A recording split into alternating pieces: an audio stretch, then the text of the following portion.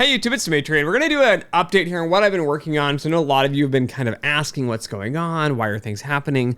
I'm still keeping, and I probably will always keep, I don't know, to some extent, the reasons for leaving the last job kind of secret as they were. It's not really public information that needs to be shared. But I moved on last August in 2025, and I did take some time off. There were things I wanted to do, friends I wanted to help with, a lot of their projects and models, for example. And I've kind of talked a little bit about them, right? Avo Labs was kind of going, there's some pieces going there. I don't think I can be of as much help as I wanted to be. I need to get going on this. But there came a realization probably in about February of this year, 2026, like I need to get back to making actual dollars.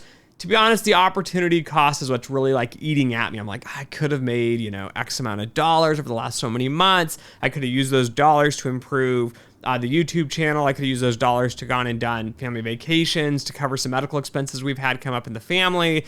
And so trying to cover these things, and I started coming up with like, I need to get back into the regular 9-to-5 job. I did help some other firms out. I did some consulting over the last so many months. I built out a quantitative researcher agent for an agentic AI system in a fintech company that a lot of people use. But again, I don't know how publicly I can state what was or wasn't done or what's the involvement. Amazing team, to be honest with you guys. They had the whole system, the data engineering, the processes, the safety pieces put in. Like, I was pretty impressed with their team and the work they had done. But my job was just to come in and engineer the agent just to do the quantitative research check, like statistical tests and testing and looking at if it's a valid idea and how to go through that process there. So that was really fun. And I've done a lot of this, and I've been working on that. And then along came another opportunity. Somebody reached out, wanted to chat in the industry. Again, another really cool company, a data company, and they came and they said, hey, we want to enhance our derivative pricing framework. So volatility models, option pricing, calculating out all the Greeks. If you're interested, let us know. We could probably talk about you building out these models for us and improving what we currently have and enhancing the framework. So doing a lot of derivative pricing in that space there. And a lot of hedge funds use this vendor for data. A lot of investment firms, small companies, big companies, like a bunch of people use this. And I was like, let me think about it. And part of me is like kicking myself because I said no. I was like, I don't want to do it. And the reason I said no is because I'm not that comfortable in doing derivative pricing. It's never been something I have done career-wise, right? I did it in grad school. I have a bunch of textbooks. I like to read about it. But actually hitting the pavement and coding all this out, and again, I'd probably use Python to code everything out, do the testing, the modeling, and the development, and then rewriting all this over into production-level code in C++. And the company was very willing to help me out getting it from Python to C++. But for me, like, I want to hit a slam dunk, like a home run. Like, I want like a really good win for this. I don't want to be the guy that takes on the project and is like, I think I can do this. And of course, every big entrepreneur, every success story you see does that. That's just not me. I'm not the person that's going to take on a project where it's like, I'm pretty sure I can do most of it, but there's parts I might not be able to do. Like, I want to see that I can really hit it. And do really well with it. Like, I want to just come in, code it out, build something stellar that beats the market, beats the industry, and is optimal, right? I haven't done that. I can easily code you out Black-Scholes. I can do Black-Scholes with, derivatives taken into the equation and looking at some of those.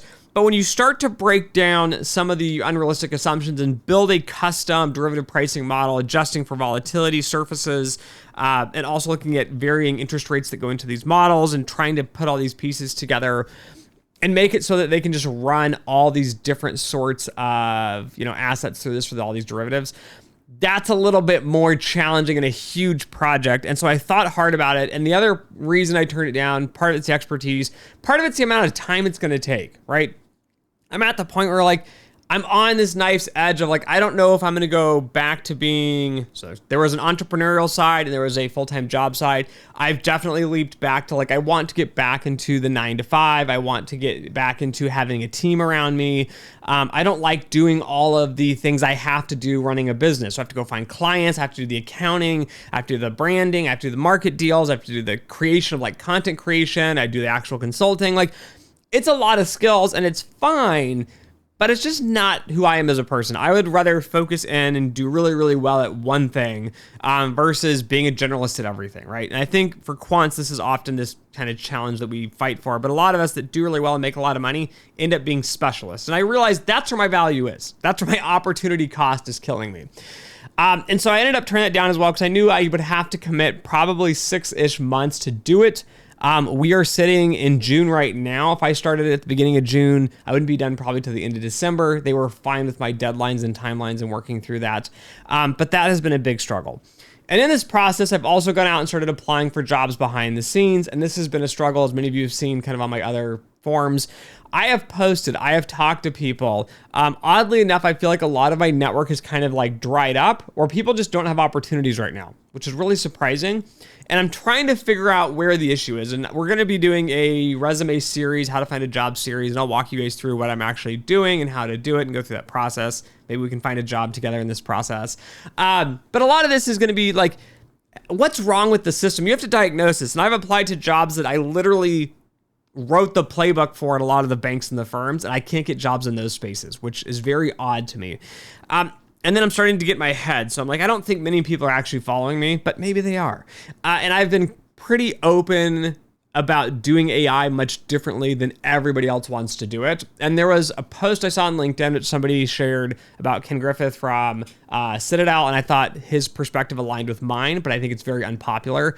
Everybody wants to do like AI, and if you're not pro AI, the executive teams don't want to hire you. And I'm not sure, because I don't think the executive teams are even looking at me, to be honest with you guys. But I do know there are people, individuals, that have been reading my content, because I can see their interactions with it, or their commentary, what's going on with it.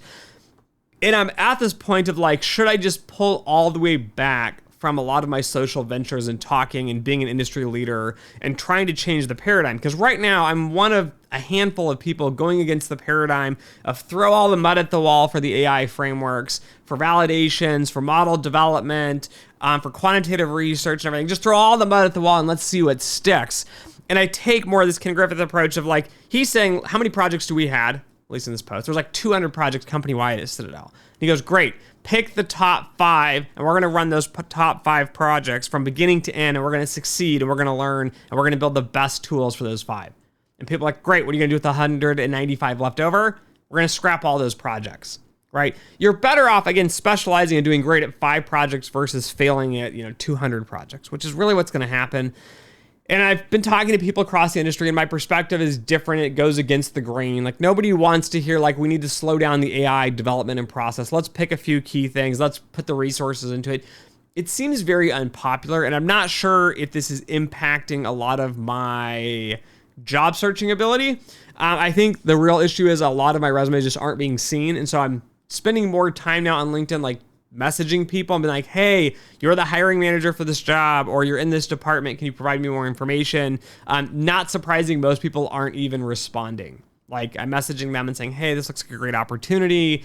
Do you happen to know who the hiring manager is for this? And I know, I get it because I was the hiring manager where people do that to me. And it frustrated me. But to be honest with you, about half the time, if the candidate looked like a good fit, I would actually send them through the process and contact the other hiring manager, or I would interview them and just chat with them to have that conversation here. So that's really what's been going on with me, is trying to figure out where I'm going to end up at. And I also feel like I'm on this nice edge. So many people have asked me, like, what are you going to do? Where are you going to go work? I'm at the point of like, I just need a job to get going here, because I could either go into a very senior role. So I ran and developed model development. Again, I did all the validation myself, did all the documentation, built all that policies, procedures for model development and model validation. I ran a quantitative research team where we actually produced research. It never got published. My colleagues' research never got published that were there, unfortunately, because I wasn't there to push it through to publication and go through that process. And I made them do a bunch of iterations and I didn't think it was good enough. It was there, but it wasn't good enough. I ran that. And I put together an entire risk framework, risk topology, working through an RCSA program, trying to put all these pieces in place. And I've done all this, and it's been great. But at the same token of that, I'm like, do I want to keep pushing along, or do I want to go back into an individual contributor role? Because I could easily build you guys models and model development. I could easily validate you models. Doesn't matter, AI, ML, stats, math, it's all the same. But I could easily do all that as well. And a lot of people are kind of confused. Like, Dimitri, you ran so far, so fast, and you become so senior, so young. Like, what's going on here? And a lot of this is just coming to life. So to be honest with you guys, there's a lot of things in life. I have 2 kids that are, under the age 5 and under. And so I would like to spend time with them, coach them. My 5-year-old is doing addition and subtraction, of course. She's doing multiplication and division as well. She loves math and she's excited about that. And we're also encouraging reading and arts, playing music and getting involved, just having fun and really enjoying life. And a lot of that is my wife and I can spend time with them and share our interests and our hobbies, and train and educate and, be involved in the family process there. And so I've seen a lot of awesome job opportunities in New York City, in Chicago. I had someone reach out for a global head of risk role. And it was like, we would love for you to apply. We want you to be in the process, but you have to be in Chicago. Doesn't really work for me. I'm in Dallas. I'm trying to get my family, my parents to move to Dallas, to bring the family unit together and spend more time there. And because of that, that's why I'm kind of teetering. Like, if you want an executive to lead and set the foundation and be innovative and be the brains of the operations and find the AI opportunities and build all that out, I can do that, right? I've done that. But also on the flip side of that, like, I also want some decent work-life balance of being able to manage my kids and my family and my time. And putting those 2 pieces together has been challenging. And the issue is I can literally do both halves, which most people can typically do one really well, but not the other. I've done them both.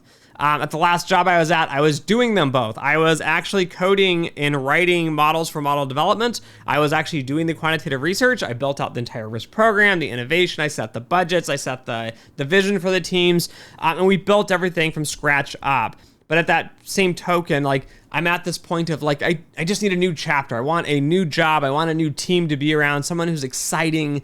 And I've been spotting a few companies and I've been kind of coming to grips with the fact of like, I don't necessarily need to be the world's most quantitative person. And I'm okay with that. And I think part of the realization has been like, this is my quantitative finance enjoyment. It's reading books and finding methods and building out research and doing fun and exciting things that are cutting edge and learning new things that I didn't know that's already been there for 50 to 100 years or whatever. And that's quantitative finance to me. And I can, kind of fill that void with that process there. But I'm happy to go into, CRO roles. I'm happy to go in head of risk management, enterprise risk roles, where it's a lot less modeling. It's more business and structures and process procedures, because I've done all that. I'm also in the process of looking at tech firms. There's a few big tech firms that seem to have real model developers. They call them data scientists or machine learning engineers often. But I'm really excited. Like, maybe I'll deviate out into tech for some time, or maybe I'll move on to some other sort of opportunity or firm here. But I'm getting to the point of like, I just want to build cool things. I just want to help people, whether that's risk systems and management and setting a vision for a company, or that's just building out models and processes and procedures and getting all the nitty-gritty details put in place, because I've done it all before. But that's kind of where we're sitting at here. And I'm in this process of now applying for jobs. And it's been frustrating. If you'd love to chat, if you guys have a job opening, or if you're just looking for someone to help with your company, reach out to me. I'm happy to see what's going on. I'm still consulting on the side and the back end of this because, it brings in some money. Often people need some help with models or risk advice, and I've done a few advisory things over the last, 8 months or whatever. So anyways, that's the update on the Quant experience here. I'll try to keep you guys updated as well, but things are kind of rolling in, but we'll see how they go. Thanks for listening. Thanks for watching. And as always, until next time.